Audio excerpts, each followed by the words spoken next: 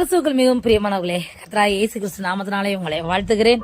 இன்றைக்கு நம்ம என்ன வேத வசனம் குறித்து பார்க்க போறோம்னா, நீதிமொழிகள் 24 அதிகாரம் 29 வசனம்.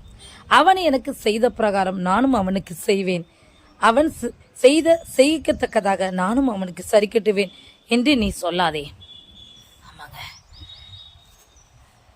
இந்த கடந்த நாட்கள்ல நமக்கு நிறைய பேர் தீமை செஞ்சிருக்கலாம், நம்மளை வெறுப்படைய பண்ணியிருக்கலாம். ஒரு சிலருக்கு நம்மளை குறை சொல்வதே வேலையா இருக்கும், நம்மளை நிந்திப்பதே அதை ஒரு வேலையா வச்சிருப்பாங்க. அப்படிப்பட்டவர்களெல்லாம் நீங்க என்ன செய்யணும் தெரியுமா? அவங்க எனக்கு செஞ்சுட்டாங்க, நான் அவங்களுக்கு மறுபடியும் செய்வேன் அப்படின்னு நீங்க நினைக்காதீங்க. முதல்ல அவங்கள விட்டு நீங்க விலகி கடந்து போயிருங்க. வேதத்துல இப்படி கூட போடப்பட்டிருக்கு, தேவனுடைய பிள்ளை ஆண்டவர்கிட்ட சொல்லும் போது ஆண்டவர் உங்களுக்கு விரோதமா இருக்கவங்கள அவரு திரும்பி பார்ப்பாராம். திரும்பி பார்த்து அவங்கள நிர்மூலம் பண்ண அவர் உடனே செயலில் இறங்குவாராங்க. ஆனால் நீங்கள் ஏதாவது முயற்சி பண்ண ஆரம்பிச்சிட்டிங்கன்னு வச்சுக்கோங்களேன், ஆண்டவர் அந்த உங்கள் சத்துருவை பார்த்துட்டு இருக்காரு பாருங்க, அந்த முகத்தை திருப்பிடுவாராம் அப்படின்னு நீதிமொழிகளில் எழுதப்பட்டிருக்குங்க.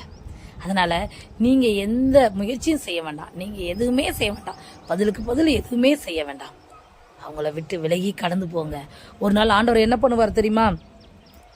உங்கள் கையாலே அவங்க நன்மை பெறும்படி ஆண்டவர் அவங்களை உங்க இடத்துல வர பண்ணுவாருங்க.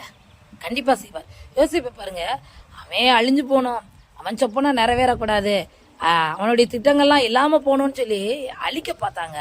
ஆனால் ஆண்டவர் பார்த்தீங்களா, அவன் கையிலே அவன் பாதத்திலே எல்லாரும் விழுந்தாங்க.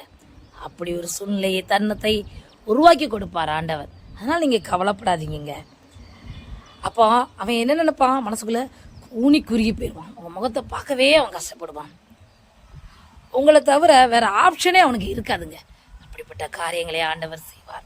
அப்படி உங்களுக்கு ஆண்டவர் உங்களுக்கு செய்யணும்னா, நீங்கள் அவங்க உங்களோட போராடும் போது எதுவுமே போராடாதபடி ஆண்டவர்கிட்ட சொல்லிட்டு அப்படியே விலகி போயிருங்க.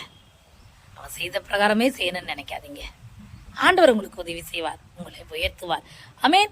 அந்த இயேசுவை நம்புங்கள், ஏற்றுக்கொள்ளுங்கள், விசுவாசியுங்கள். கர்த்தருடைய கரத்திலிருந்து பெரிய அற்புதங்களை பெற்றுக்கொள்வீர்கள். தேவன் தான் உங்களை ஆசீர்வதிப்பாராக. ஆமென்.